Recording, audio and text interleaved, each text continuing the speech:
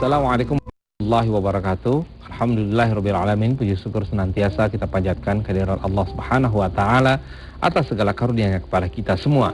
Salawat dan salam kita sampaikan juga kepada junjungan kita Nabi besar Muhammad sallallahu alaihi wasallam. Pemirsa SCTV, khususnya bagi Anda yang berada di Bandung dan sekitarnya, alhamdulillah kita berjumpa kembali dalam program Mata Air, dan kali ini kita akan mengkaji, belajar bersama dengan Ustaz kita, Ustaz Aam Amiruddin, MSI, dan kita akan mengangkat tema ciri-ciri iman yang lemah. Baik, kita langsung saja mulai. Assalamualaikum Ustaz. Waalaikumsalam warahmatullahi wabarakatuh. Ya, kita berjumpa kembali untuk kembali mengkaji nih Ustaz, belajar dengan Ustaz Aam. Nah Ustaz, ini kita bicara mengenai ciri-ciri iman yang lemah. Biasa kan orang tuh selalu diangkat jadi ciri-ciri iman yang kuat. Ya agak unik, hari ini kita justru melihat dari sisi kelemahan diri kita begitu. Nah ini gimana Ustaz? Silakan. Ya, bismillahirrahmanirrahim. Kita sadari betul bahwa apa yang dikatakan Rasul sangat kita rasakan. Apa yang dikatakan Rasul, disabdakan Rasul itu sangat kita rasakan. Katanya al-iman yazidu wa yanqus. Iman itu fluktuatif, naik turun. Itu kita rasakan betul. Nah, kita akan bahas hari ini ciri-ciri iman lemah. Karena kalau di ceramah yang sering dibahas adalah ciri orang yang imannya kuat. Nah, kan gitu selalu ini. Nah, sekarang kita balik. Ya. Ciri orang yang imannya lemah gitu. Misalnya dalam dunia kesehatan sebenarnya jarang membahas ciri-ciri jantung sehat. Tapi suka dibahas ciri-ciri jantung yang kurang sehat gitu. Tidak disebut ciri-ciri orang yang tensinya normal, tapi ciri-ciri hipertensi. Jadi itu terilhami oleh kedokteran aja, kesehatan. Dalam ilmu kesehatan yang disebut itu selalu ciri yang negatif. Nah, pagi ini kita akan bahas mengenai ciri-ciri iman yang lemah. Satu, iman yang lemah itu kalau iman kita sedang turun, sedang lemah, biasanya kita mengalami kegersangan. Nah, gini, sebenarnya bacaan sholat semua orang relatif sama. Doa iftitah, Fatihah apalagi, beda-beda dikit surat lah gitu. Mas Agus kulhu saya enak atau enak gitu kan. Kita perbedaannya biasanya nggak ekstrim lah gitu ya. Nggak Mas Agus Al-Baqarah saya ina atau enak, nggak lah. Insya Allah mungkin kulhu wal asri gitu kan gitu. Jadi surat beda-beda dikit. Ruku, sujud, tahiyat saya kira sama. Wirid ba'da sholat relatif sama. Terus yang membedakan apa? Rasa hati jiwa yang menyertai bacaan itu. Nah itu yang membedakan. Ada orang yang setelah selesai sholat baca istighfar itu sampai berlinang air mata. Astagfirullahaladzim, astagfirullahaladzim. Ada yang sampai berlinang. Tapi ada juga mas yang matanya kemana aja. Astagfirullahaladzim, astagfirullahaladzim. Begitu temennya lewat gitu kan. Ini istighfar yang sama ya kan? Jadi ciri iman yang lemah itu hati kita mengalami kegersangan. Katanya orang beriman itu kalau dibacakan ayat Al-Quran, hati dan pikiran mereka benar-benar tunduk. Idza dzukiru bi ayati rabbihim lam yakhirru 'alaiha summa wa umyana. Kalau dibacakan firman-firman Allah, nasihat-nasihat baik itu katanya dia berusaha untuk menyimak. Nah, tapi kalau hati gersang ya gitu. Begitu dengar nasihat dari Quran tuh gini, ini orang kok lama banget sih ngomongnya gitu ya, ini nggak jelas lah ini teh apa sih gitu kan. Jadi ketika dinasehati hatinya bukan terbuka tapi lebih cenderung menolak. Itu ciri orang yang imannya lemah adalah dia mengalami kegersangan hati. Nah, ngomong-ngomong tentang kegersangan hati, karena memang hati kita ini bisa jadi indikator iman gitu. Karena kualitas hati itu ada 3. Ada yang kolbun mayitun, mati hatinya. Mati. Orang yang hatinya mati ini yang bahaya. Karena diberi peringatan apapun, ya kayak orang mati lah. Ditegur, dipegang, disentuh, dia nggak respon. Nah ada orang yang hatinya mati. Dikasih nasihat apapun, dia nggak respon. Yang kedua ada kolbun maridun, hati yang sakit. Nah ciri iman seseorang itu lemah, itu hatinya sakit. Salah satu indikatornya yang tadi adalah gersang. Nah, yang ada lagi kolbun salimun, orang yang hatinya sehat. Orang yang hatinya sehat ya memang dia itu sangat menikmati setiap tahapan-tahapan kebajikan. Jadi yang pertama itu, ciri orang yang imannya lemah adalah mengalami kegersangan. Kegersangan hati ya. Kegersangan hati. Nah, kemudian yang kedua, orang yang hatinya lemah itu, orang yang imannya lemah itu cenderung diperbudak hawa nafsu. Nah, begini, kalau disebut hawa nafsu itu sudah berkonotasi negatif. Ya. Nah, tapi kalau disebut nafsu itu netral sebenarnya. Karena nafsu itu energi. Justru kita harus punya nafsu. Tapi masalahnya nafsunya nafsu yang bagaimana gitu. Ya. Apabila yang mendominasi kita itu nafsu buruk, dorongan-dorongan buruk, nah itu namanya disebut hawa nafsu. Di dalam Al-Quran surat Al-Jathiyah ayat 23 Allah berfirman, afaro'aita manittakhadha ilahahu hawahu. Tidakkah kamu perhatikan orang yang menjadikan hawa nafsunya sebagai Tuhan? Jadi menurut firman Allah surat Al-Jathiyah ayat 23 itu ada orang-orang yang diperbudak oleh hawa nafsu. Ya. Tolong dicatat, bukan diperbudak nafsu, diperbudak hawa nafsu. Jadi kalau ada kata hawa itu berarti sudah negatif.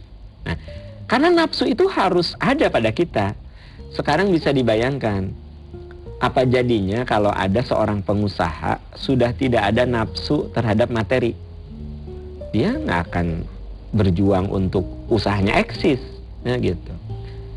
Kalau seorang suami sudah tidak ada nafsu kepada istri, apa jadinya? Kan gitu. Jadi nafsu itu harus ada gitu. Nah, kalau dorongannya buruk, nah itu baru disebut hawa nafsu. Saya melihat misalnya ada orang yang mencari rezekinya itu menghalalkan segala cara. Nah itu diperbudak hawa nafsu. Ya. Tapi kalau ada orang yang mencari rezekinya itu dengan kerja keras, dengan kesungguhan, dengan kejujuran, nah itu diperbudak nafsu gitu. Nah, di ayat itu di surat Al-Jathiyah ayat 23 ada kata-kata afaro'aita manittakhadha ilahahu hawahu. Tidakkah kau perhatikan orang yang menjadikan hawa nafsu sebagai Tuhan? Jadi apapun yang dibisikkan oleh nafsu buruknya dia ikuti. Nah, itu ciri orang yang imannya lemah. Gitu. Ya. Jadi ada 2 poin tadi Ustaz ya. Nggak apa-apa kita terusin dulu. Baru 2 poin ya. Iya. Gitu. Kemudian yang berikutnya supaya lebih fokus, ya. Yang berikutnya, orang yang imannya lemah itu dia kurang merasakan nikmatnya beribadah. Jadi kurang nikmat gitu, ya. Bahkan ibadah itu jadi beban. Kan ada yang begini, dengar azan tuh, alhamdulillah udah azan, dia senang. Tapi ada juga yang gini, ya Allah udah azan lagi. Kan beda ekspresi ya. Ya Allah udah azan lagi. Mirip seorang istri kalau dia merindukan suaminya, begitu dengar suara mobilnya datang atau motornya datang, sayang lihat siapa? Papa mah, alhamdulillah si ayah udah datang. Nah itu berarti si istri merindukan. Tapi kalau si istri gini, ya Allah ayahmu udah datang lagi. Mama tuh kalau ada ayah ya, aduh ini lelah tahu nggak gitu ya. Jadi ada istri yang merindukan suami, jadi begitu suami datang tuh dia excited, wah berbunga-bunga gitu kan. Tapi ada juga istri yang mendengar suaminya datang tuh seperti beban. Nah itu contoh sederhana. Ada orang yang begitu mendengar azan, dia itu excited. Alhamdulillah ya Allah, aku masih diberi umur sampai duhur. Aku masih diberi umur sampai asar. Nah, tapi ada juga, Gusti udah azan lagi, masa sih baru juga. Nah, jadi ada orang yang memang saat beribadah itu dia tidak merasakan nikmat dan ibadah itu menjadi beban. Nah, ini ada kaitan juga dengan metode Mas Agus. Jadi katanya metode pengajaran agama itu harus benar, sebab kalau tidak benar itu bisa membuat iman tumpul juga. Iya. Contoh, biasakan kalau ke anak nyuruh ibadah itu dengan bahasa positif. Sayang, udah sholat belum? Belum mah. Sholat nak, biar disayangi Allah. Sholat nak, biar kamu dapat pertolongan Allah. Sholat nak, biar kamu bisa curhat sama Allah. Nah kalau kita sering mengulang-ulang bahasa positif, maka paradigma cara berpikir anak tentang sholat itu positif. Jadi ketika anak itu ditimpa kesusahan, Apalagi remaja itu kan suka galau ya gitu. Jadi dia terngiang-ngiang ucapan ibunya, sholat nah biar kamu disayangi Allah, sholat nah biar kamu tenang. Jadi dia larinya kepada ibadah. Tapi sebaliknya, kalau sholat nanti disiksa sama Allah, sholat nanti dikulub. Nah, orang Sunda dikulub. Nah, dikulub itu direbus. Iya. Sholat kamu direbus nanti di neraka. Sholat kamu nanti disiksa sama Allah. Coba itu kalau diulang-ulang, disiksa, direbus, disiksa, direbus. Begitu dengar azan tuh, ya Allah, mau direbus. Nah, ya, ketika dia menghadapi problem, dia tidak akan lari kepada sholat, karena dia anggap sholat kan itu hanya ancaman. Iya. Nah, jadi ini penting, masalah metode penyampaian agama itu sangat penting sekali. Makanya Rasul kalau menyampaikan pesan-pesan agama itu yang memang bisa menumbuhkan semangat, bisa menumbuhkan optimisme gitu. Makanya katanya kita kepada Allah tuh harus selalu husnuzon. Kemudian kita juga menyampaikan agama itu juga harus yang bernada membuat orang itu bersemangat. Ada orang datang, kamu udah tobatnya? Udah. Gimana? Duh, nggak tahu ya, nggak tahu diterima, nggak tahu enggak. Nah, kita harus katakan semua tobat kita akan diterima kalau kita sungguh-sungguh. Bila perlu ada ayat yang kita kutip gitu. Ini jangan, kamu udah tobatnya? Udah, tapi nggak tahu, kayaknya nggak akan diterima. Emang orang kayak kamu nggak akan diterima, dosa segitu banyaknya, nggak akan gitu. Nah itu kan keliru ya. Katanya kalau kita nengok orang sakit, nggak, ini ada kaitan dengan masalah metode penyampaian agama. Itu juga berkaitan dengan lemah atau kuatnya iman. Iya. Tadi saya katakan ciri iman yang lemah itu kita merasa gersang dalam ibadah. Iya. Nah itu boleh jadi kegersangan terjadi karena kita mendapatkan doktrin agama secara salah. Ya. Seperti ke anak-anak, kita terlalu sering menakut. Sesekali boleh menjelaskan neraka, tapi kalau tiap nyuruh ibadah itu selalu ancamannya neraka, nah itu yang menjadi tidak tepat. Gitu. Ada orang yang bertobat kasih gambaran bahwa Allah itu Maha Penyayang, Maha Pengampun. Dosa sebesar apapun selama kita sungguh-sungguh Allah membuka pintu maafnya, itu kan lebih menyenangkan kan gitu. Nah, ketimbang menakut-nakuti. Nah, termasuk juga kalau kita nengok orang sakit kan disuruh untuk membuat dia itu dekat dengan Allah, optimis. Ibu sakit apa? Ini Pak, saya tuh sakit tifus. Sudah berapa hari Bu? Udah 3 hari. Insya Allah Bu, seluruh rasa sakit Ibu jadi penghapus dosa. Insya Allah Ibu, Allah Maha Penyembuh, Ibu sehat. Kan harus gitu. Jangan sakit apa Bu? Tifus. Oh, kalau teman saya ya meninggalnya hari ke-5. Tipes juga kayak ibu gitu. Bahkan teman saya tuh nggak begitu parah, ibu mah parah banget ya gitu. Coba bayangkan ya, itu membuat si ibu yang sakit itu kan tambah terpuruk kan gitu. Jadi kita itu dalam bicara tentang agama harus bernada menimbulkan optimisme, kebahagiaan. Nah, gini Ustaz, ini kan apa yang disampaikan ini sangat subjektif sifatnya gitu. Dan juga bergantung dari metode yang disampaikan. Karena bisa jadi ada juga mungkin barangkali yang tidak memahami hati gersang itu apa sih sebenarnya gitu. Karena barangkali selama ini sudah terbiasa dari awal dididiknya, memang sudah terbiasa dengan situasi-situasi yang dalam tanda petik gersang atau tidak mendekati kepada situasi yang tenang, akibatnya tidak pernah, kan gini, orang akan bisa merasakan gersang kalau pernah merasakan tenang, bukan begitu kan? Nah sekarang kalau dia tidak pernah tenang, gersang terus bagaimana? Jadi biasa aja gitu. Jadi memang gini, ini sebenarnya ada hal yang lebih, ini ada hal yang substantif sebenarnya, yang lebih pokok, penting, bahwa lemahnya iman itu bisa memang karena faktor internal, internal, tapi juga memang ada unsur eksternal. Nah, salah satunya yang tadi kita bicarakan bahwa ibadah tidak merasa nikmat, ternyata menurut analisa salah satunya karena metode penyampaian agama yang lebih banyak membicarakan tanda petik ancaman ketimbang rahmat, gitu. Nah, betul. Kalau orang itu dididik dengan didikan yang ada petik ancaman, dia beragamanya cenderung hanya melaksanakan. Saya melaksanakan, hanya melaksanakan.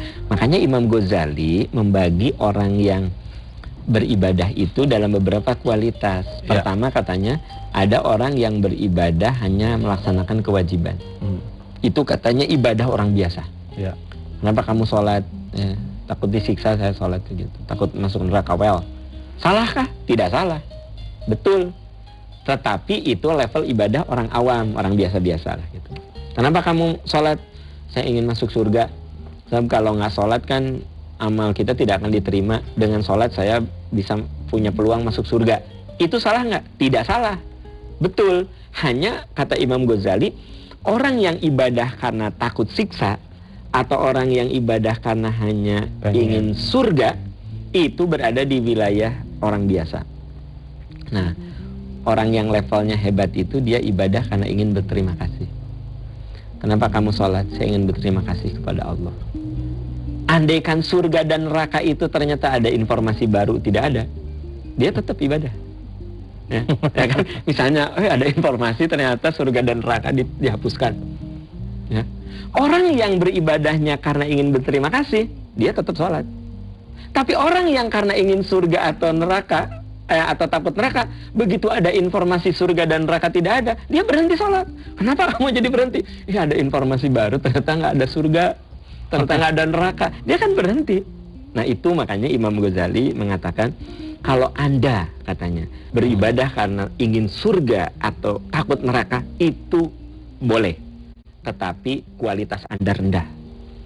Tapi kalau Anda beribadah karena ingin berterima kasih kepada Allah, bukan Anda tidak butuh surga, bukan Anda tidak takut neraka, tapi yang lebih utama karena Anda ingin berterima kasih. Itulah yang paling hebat. Nah, pemahaman seperti ini metode kan, kalau kita tadi dikaitkan dengan metodenya, itu kapan harus itu dilakukan? Karena gini katanya, kalau ketika anak itu masih kecil ya nggak apa-apa, diwajibkan aja lah. Jadi tidak diberikan pemahaman yang jauh gitu, hanya di semacam diwajibkan untuk melakukan melakukan suatu ibadah, karena asumsi kita orang dewasa itu menganggap anak-anak ini tidak perlu dijelaskan terlalu dalam gitu, tidak perlu dijelaskan, diberikan informasi-informasi yang lebih, karena dia masih berpikir ya seperti anak-anak, ya udah dibuat wajib, kalau nggak dipukul. Nah ini gimana? Ya, begini, sebenarnya anak itu dia dalam kehidupan tuh melakukan modeling, jadi dia suka ngikutin model. Coba perhatikan anak-anak kita. Ada saat dia bergaya seperti mamahnya, ya kan? Iya, pengen seperti mamahnya, gitu. Ada saat dia bergaya seperti yang dia lihat, tokoh yang dia lihat, gitu. Anak kita kan gitu. Semua anak lah pasti gitu. Ya. Nah, jadi anak itu sebenarnya dia salah satunya sering melakukan modeling, permodelan. Dan jangan salah, manusia itu makhluk yang paling hebat melakukan duplikasi. Hebat melakukan duplikasi. Dan mulai yang sederhana sampai yang complicated, yang canggih, yang rumit. Kenapa ada pesawat terbang? Dia menduplikasi. Ada burung, gitu. Ya gitu. Nah, jadi sebenarnya manusia itu makhluk yang melakukan modeling, permodelan, dan duplikasi. Jadi ada benarnya kalau anak itu lebih banyak diberi pembiasaan, tapi bukan ditakut-takuti, gitu loh. Di pembiasaan, ya. Sayang sholat ya, nak. Yuk sama ayah sholat. Nah, memang kita tidak perlu menjelaskan detil sholat itu apa. Memang bukan belum waktunya, tapi bahwa dia mengikuti model orang tuanya itu perlu, gitu. Yang salah adalah modeling yang dibarengi dengan ancaman. Nah itu yang keliru. Modeling yang dibarengi dengan kekerasan. Nah, jadi modelingnya itu dengan kasih sayang. Lihat Rasulullah, kalau beliau sholat selalu bawa cucunya. Modeling itu. Jadi si cucu melihat, oh ruku teh gitu, oh sujud tuh gitu. Ternyata Hasan dan Husain itu ketika Rasulullah ruku, dia naik ke pundak Rasul, ke punggung Rasul. Dan Rasul diam sampai anak itu merasa bosan. Lalu diturunkan dengan pelan-pelan. Nah, Rasul tidak menjelaskan kepada Hasan dan Husain tentang sholat, tapi Rasul memberikan model sholat itu seperti itu. Dan Rasul tidak mengancam Hasan dan Husain, tetapi mengajak dengan kasih sayang. Jadi saya setuju dengan yang tadi dikatakan bahwa memang anak itu pada usia tertentu penjelasannya tidak terlalu banyak. Yang penting diajak. Itu karena anak berada di tahap melakukan permodelan dan duplikasi. Yang harus dijauhkan saat melakukan permodelan dan duplikasi adalah ancaman yang terlalu sering. Sekali-kali boleh, ya. Tetapi terlalu sering itu yang membuat yang bisa mengotori model permodelan yang kita bangun gitu. Ya. Nah, ini kalau dari 3 poin tadi Ustaz ya, misalkan kita bicara mengenai yang dikuasai hawa nafsu, ini kan kelihatan nih, outputnya itu kelihatan dari luar ya. Misalkan orang melakukan mencuri lah, korupsi, itu jelas pasti dikuasai hawa nafsu untuk mendapatkan kebahagiaan versinya dia. Nah, tapi kalau bicara mengenai hati yang gersang, ibadah jadi beban, ini kan sesuatu yang tidak tampak, tidak kelihatan oleh orang lain. Hanya diri itu sendiri yang bisa merasakan. Nah, apakah setiap orang memiliki sensitivitas yang sama gitu? Ada indikator, maksudnya ada apa ya, barometernya itu sama gitu loh. Menurut saya kalau begini saya gersang. Tapi bisa jadi menurut orang lain enggak, biasa aja gue sih gitu. Nah, ini gimana? Oke, ini berkaitan dengan bahwa yang paling tahu kadar iman seseorang adalah Allah.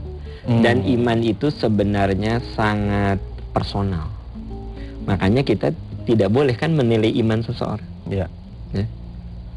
Hebat ya, imannya top banget. Gitu. Karena lihat kemana-mana pakai sorban. Gitu. Pakai baju koko, pakai sorban. Gitu. Kalau si itu imannya lemah, tiap hari pakai jeans terus rambutnya gondrong. Kan gitu.